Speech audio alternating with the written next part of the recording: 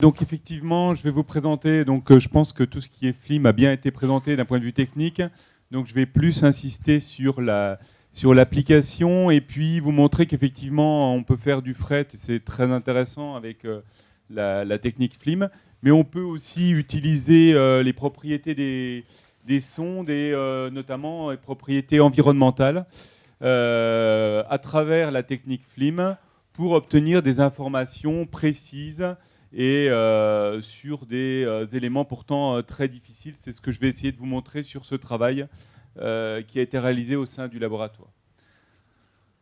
Donc alors pourquoi on s'intéresse à la viscosité cellulaire, hein, on s'intéresse beaucoup à tout ce qui est membranaire, hein, c'est le support de la plupart des processus biologiques. Et chez chaque cellule, la cellule maintient une viscosité qui est à peu près constante. Et chaque fois qu'on essaye de la perturber, cette viscosité, par différents moyens, physiques ou chimiques, eh ben, la cellule va essayer de recouvrir sa viscosité initiale pour pouvoir effectuer tous ces processus biologiques de façon correcte. Donc elle a différents moyens pour le faire. Et connaître la viscosité, c'est aussi avoir un indice de la perturbation du système et de savoir un petit peu comment il évolue en fonction de la perturbation. Donc c'est toujours une information très importante à avoir, notamment quand on s'intéresse à la membrane. Alors depuis un certain nombre d'années, il y a beaucoup de techniques qui ont été développées pour mesurer de façon toujours indirecte la fluidité des membranes. Alors je ne vais pas tout les redévelopper, hein, mais les gens qui ont travaillé un petit peu dessus, on va retrouver des techniques classiques, le FRAP, d'autres un peu moins, comme la FCS, d'autres techniques qui sont plus sur de la spectroscopie, comme l'anisotropie de fluorescence, avec des sondes qui, au moins dans le domaine, sont connues comme le Lordan, le DPH, par exemple, pour l'anisotropie de fluorescence, qui sont des sondes qui sont largement utilisées et qui donnent une mesure, alors plus ou moins proche, de ce qui va se passer. Donc on va mettre ces sondes qui vont sonder l'environnement et en fonction du type de sonde, on va pouvoir obtenir une mesure de la fluidité. Donc il y a d'autres méthodes, hein, j'insiste pas aussi, puisqu'on va plus parler. Alors nous, on a choisi une autre méthode, je vous redirai après pourquoi, parce qu'effectivement, on avait des problèmes de marquage sur notre modèle effectif.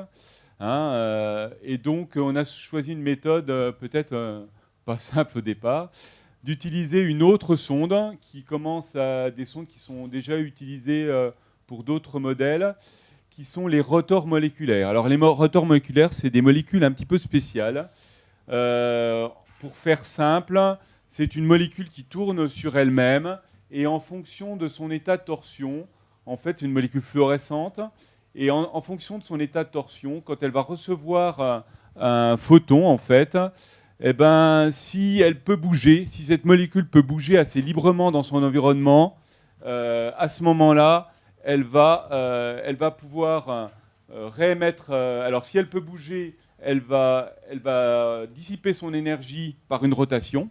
Hein, et si l'environnement est vraiment obstrué, à ce moment-là, elle ne peut pas le dissiper sous forme de rotation, elle va le dissiper sous forme de fluorescence. Donc ça paraît simple, effectivement. Donc on va avoir une molécule qui fluoresce bien mieux lorsqu'elle est contrainte. Elle va donc avoir une émission bien plus importante lorsqu'elle est contrainte, donc dans un environnement très visqueux, et beaucoup moins lorsqu'elle est dans un environnement peu visqueux. Donc il y a deux états, hein, un état de torsion et un état plan, et on va avoir une émission de fluorescence lorsqu'on est uniquement à l'état plan. Donc le rendement quantique de fluorescence augmente dans les solvants de plus haute viscosité, ce que je l'ai dit précédemment, et c'est un moyen, alors ça a déjà été utilisé, hein, il y a des différentes sondes, les CCVJ, etc., qui permettent de travailler. Le problème, c'est que le rendement quantique, ça fluoresce beaucoup plus, mais quand on veut faire des chiffres sur le rendement quantique, c'est très difficile en microscopie, parce qu'on ne sait pas la concentration, c'est très très difficile d'obtenir un rendement quantique, d'aller le mesurer. Donc l'idée, le rendement quantique est aussi lié au temps de vie, enfin le temps de vie est lié au rendement quantique, et plutôt que d'aller mesurer, comme on voit ici, le rendement quantique, c'est-à-dire l'intensité, qui va dépendre aussi de la concentration. On peut utiliser une autre méthode qui est d'approcher plutôt le temps de vie, qui va nous donner la même réponse. C'est-à-dire qu'on va pouvoir, à travers le temps de vie,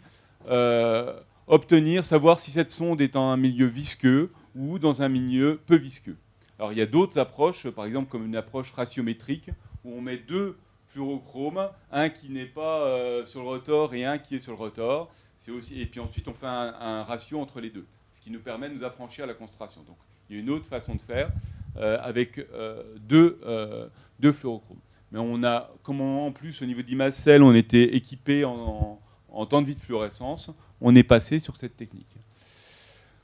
Donc on a utilisé, alors je vais aller vite là-dessus puisqu'on en a parlé, donc on a utilisé le temps de vie de fluorescence, on a utilisé la méthode classique TCS-PC avec une impulsion, je n'y reviens pas puisque je pense que vous avez eu déjà pas mal de choses là-dessus. Hein. Donc avec une diode pulsée, on arrive à obtenir, avec des détecteurs adéquats, la décroissance de fluorescence qui permet de caractériser l'environnement de la sonde. Donc on a utilisé cette méthode parce qu'effectivement elle est indépendante de la concentration. Il nous a fallu vérifier par contre sur le rotor, j'y reviendrai, que toutes les autres variables environnementales ne jouaient pas trop sur la sonde qu'on utilisait dans les conditions pour lesquelles on l'utilisait. Donc on a repris, alors on n'a pas inventé cette sonde, hein, on l'a repris on a collaboré avec une équipe qui se trouve à l'Imperial College à Londres et qui avait déjà utilisé cette sonde sur des cellules pour mesurer la viscosité dans des lignées de cellules humaines et qui avait eu donc de bons résultats. Alors vous voyez ici la bonne corrélation entre la viscosité et le temps de vie de fluorescence. Donc ici, voilà.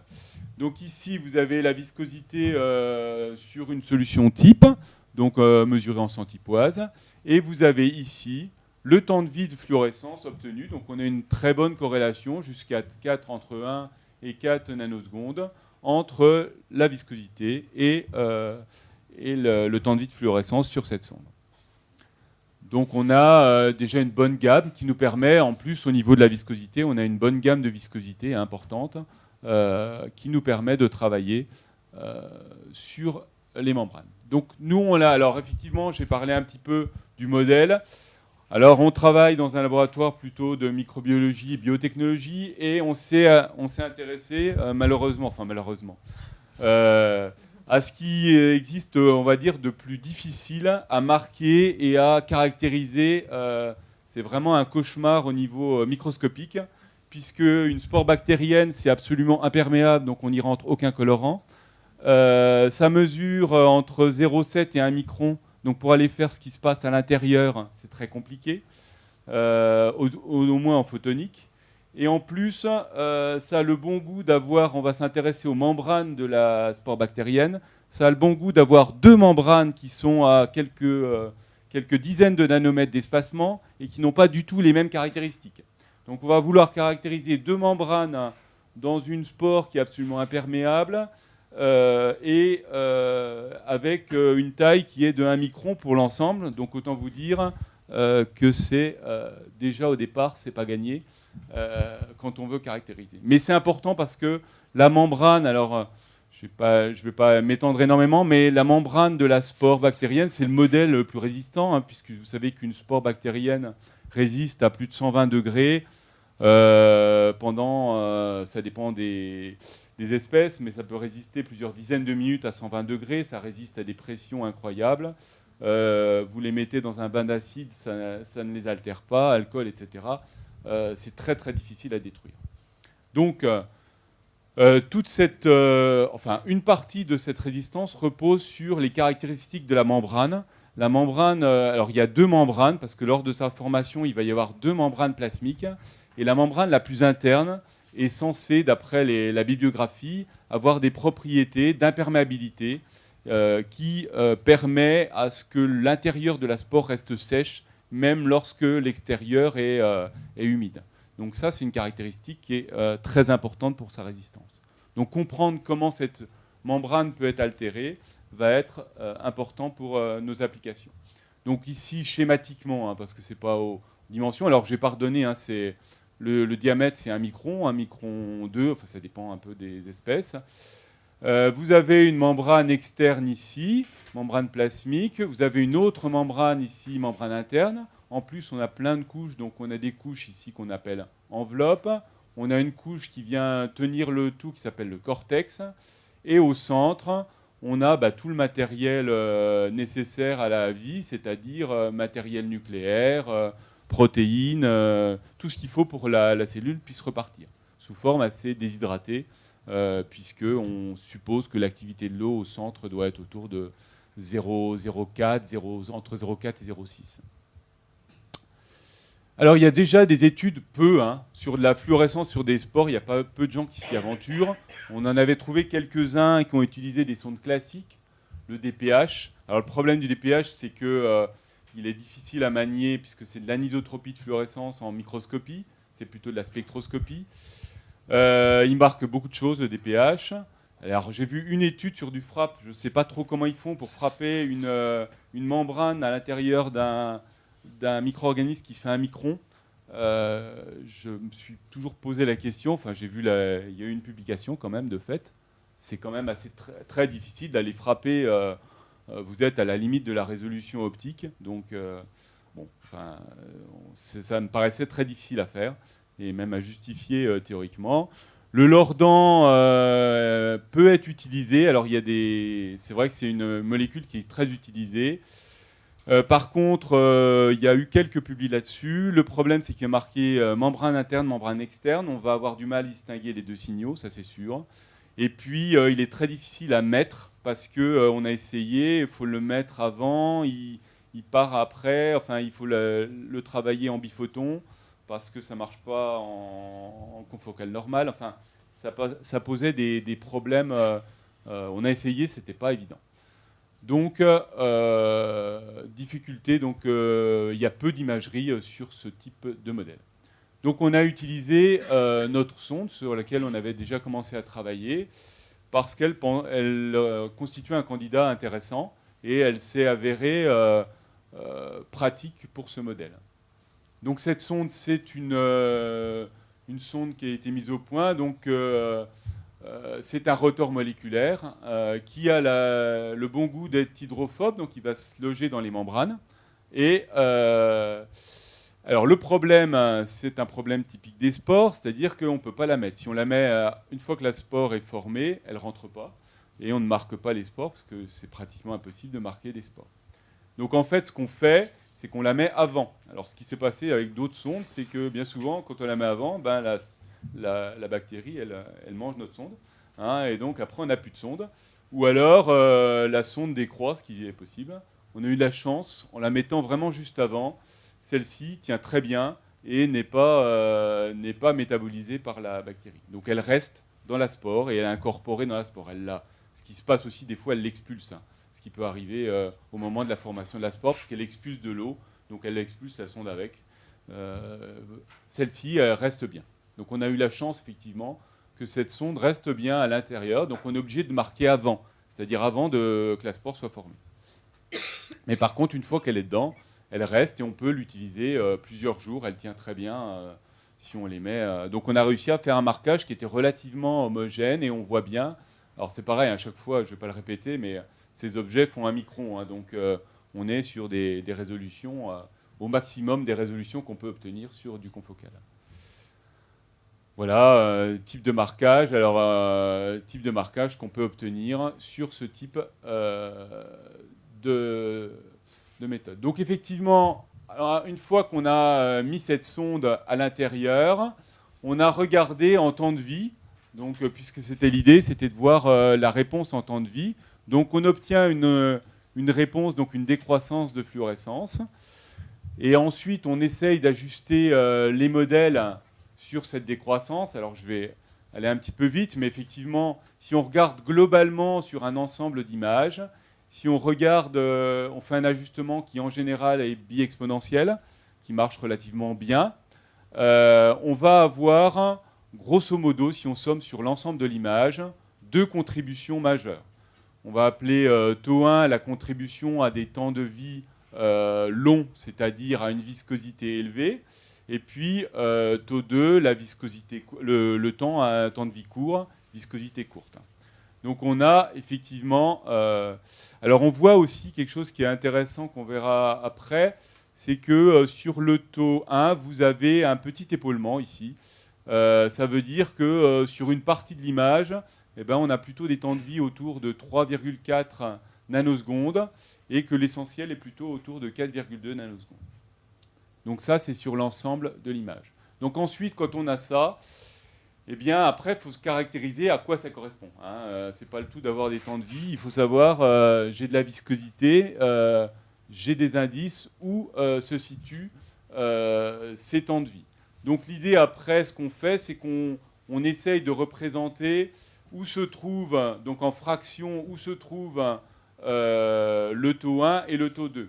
Donc effectivement, on va regarder où se trouvent ces différents temps de vie. Donc on a ici le temps de vie taux 2 et taux 1. Donc le taux 1 se trouve localisé plutôt dans les parties centrales. Donc on voit que la fraction, quand c'est rouge, c'est qu'il y en a beaucoup. Donc quand c'est rouge, on en a beaucoup, c'est dans la partie centrale. Donc je vous rappelle, le taux 1, c'est les temps de vie longs. Et les temps de vie courts, eh ben, au contraire, se trouvent vers l'extérieur. D'accord ? Donc on arrive à segmenter en fait ces différents temps de vie. Donc plutôt les temps courts à l'extérieur, les temps longs à l'intérieur. Alors pour aller un peu plus loin au niveau de l'analyse, pour finaliser l'analyse, ce qu'on peut faire, c'est découper les images, c'est-à-dire tout simplement, on va séparer les images et analyser séparément les temps de vie. Hein. Donc au lieu de faire une analyse globale, on va le faire séparément sur l'extérieur et sur l'intérieur.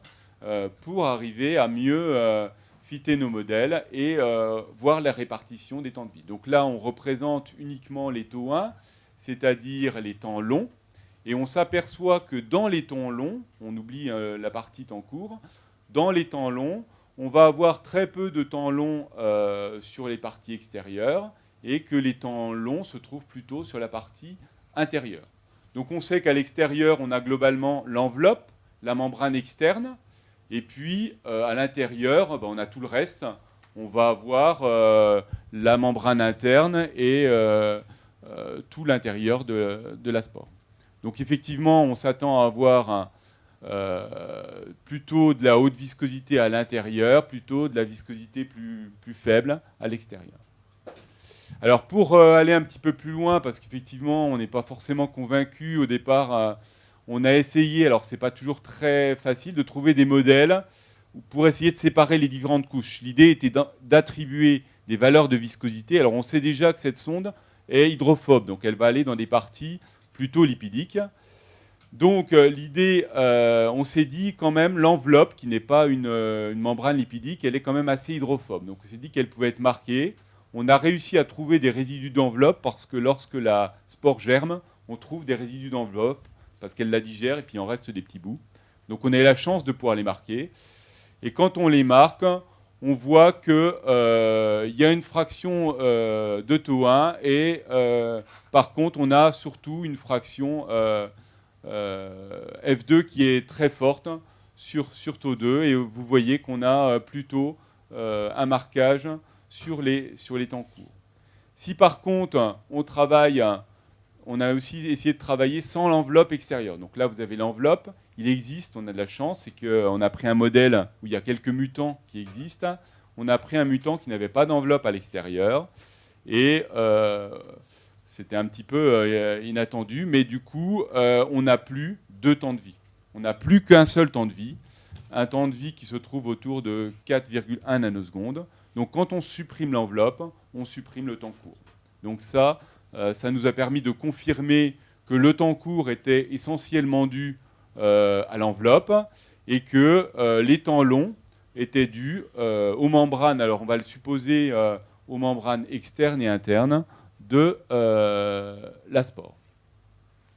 Donc taux 2 serait lié aux enveloppes de la spore, c'est ce que je viens de vous dire, et taux 1 serait plutôt lié aux membranes, avec 2 contributions. Je vous rappelle, au tout départ, on avait 2 temps, à 3,4 et 4 nanosecondes. Et ce qu'on a supposé, c'est que la contribution de 3,4, qui se trouve plus à l'extérieur, voilà, donc représenté ici, donc taux 2, la sonde localisée en enveloppe, faible viscosité comparée aux membranes, et taux 1 qui est le temps long. On a supposé qu'effectivement, à l'extérieur, on avait un temps plus court de 3,4 nanosecondes qui correspondait à la membrane externe, et ici, à la membrane interne. On peut les séparer parce qu'effectivement, même si d'un point de vue résolution, ils se trouvent, on va dire, sur le même pixel, comme les temps de vie ne sont pas les mêmes, on peut les séparer après au niveau de l'analyse microscopique. Donc ça nous a permis de regarder ce qui se passait. Alors après, bien sûr, on était content, on a réussi à marquer, on va vérifier que ça peut marcher.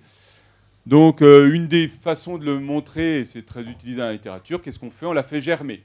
C'est-à-dire qu'on prend notre spore, on la marque, et puis on regarde, on leur met un germinant, donc en général c'est des acides aminés qu'on va leur donner. Et puis petit à petit, on va liser la paroi et puis on va obtenir après une cellule.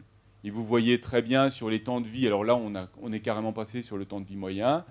On est parti ici essentiellement sur 4 nanosecondes. Et puis petit à petit, la membrane, la viscosité de la membrane diminue.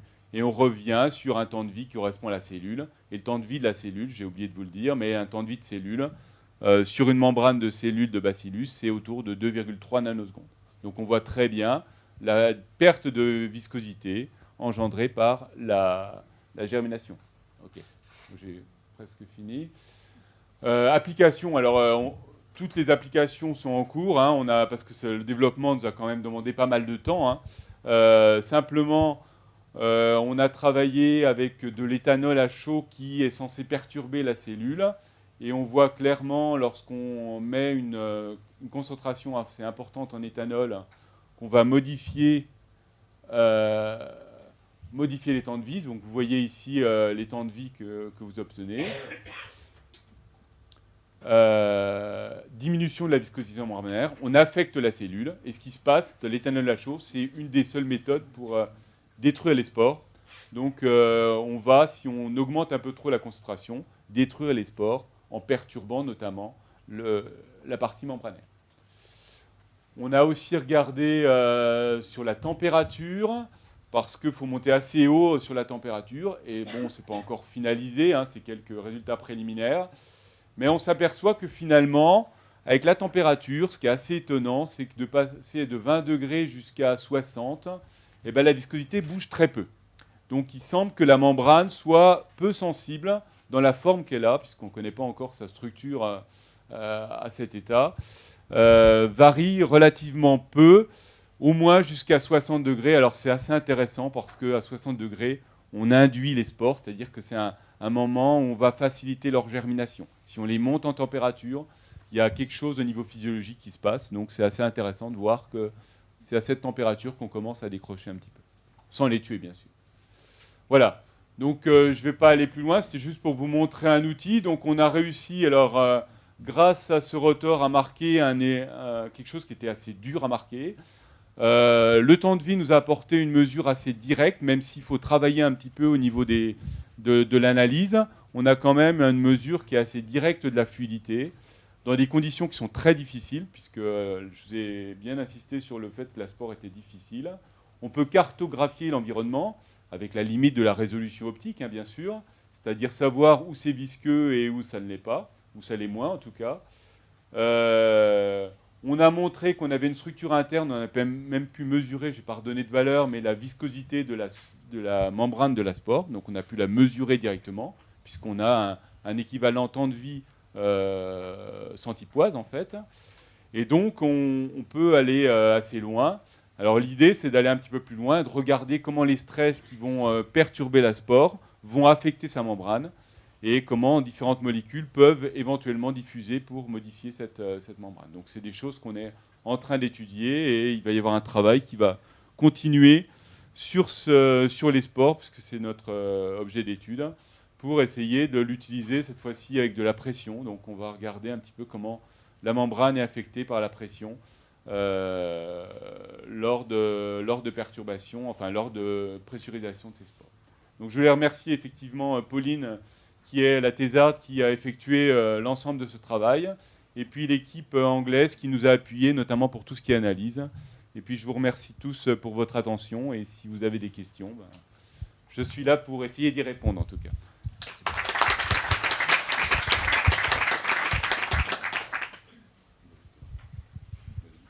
Merci beaucoup Jean-Marie pour cet exposé très intéressant. Est-ce qu'il y a des questions? Oui. Bonjour. Est-ce que vous avez... Si ça fonctionne. Est-ce que vous avez essayé d'utiliser des mutants de composition de vos parois ou de vos membranes et de regarder l'effet de ces mutants, du changement de composition du coup, sur vos temps de vie? Et deuxième question, est-ce que ça a été testé chez les plantes? Alors, des mutants, non, ça existe. Hein, les mutants sur les compositions de membranes, ça existe. On ne l'a pas encore fait. Effectivement, ça serait très intéressant à faire. On n'a pas eu le temps, enfin, je veux dire, on n'a pas eu le temps de tout tester. Donc, on s'en est pas servi au départ pour le caractériser. On s'est servi de ceux qui sont sans parois. Savoir qu'il faut pas, enfin, c'est limité en termes de mutants parce que faut pas que ça affecte trop la structure de la spore, sinon c'est plus une spore. Donc, faut quand même, on est quand même un peu limité. Après, oui, donc ça serait intéressant. Et puis sur les cellules végétales, non, j'ai pas d'exemple. Alors, ils en ont fait sur les cellules humaines. Ils ont utilisé, à ma connaissance, il n'y a pas eu de.